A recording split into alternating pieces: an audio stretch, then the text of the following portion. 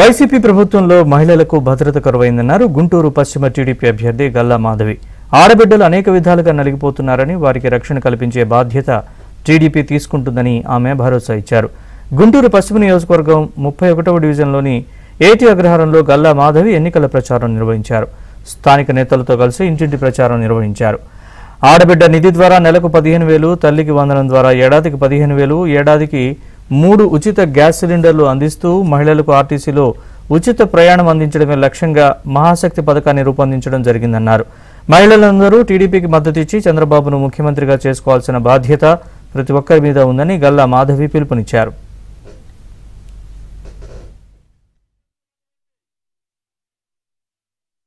ఏటి అగ్రహారం ఫాతిమా నగర్ 31వ డివిజన్లో ప్రచారం సాగుతుందండి.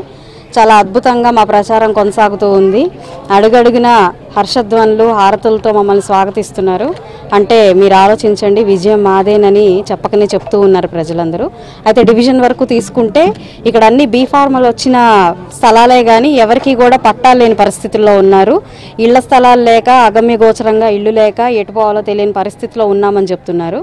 అయితే ఇంకొక సమస్య ఇక్కడ గమనించింది, ఇప్పుడిప్పుడే డ్రైనేజీ వ్యవస్థ, మంచినీటి వ్యవస్థ రెండూ కలిసిపోయి మళ్ళీ కలుషిత మంచినీరు ఇండ్లకి సరఫరా అయ్యే పరిస్థితి కనపడుతుంది.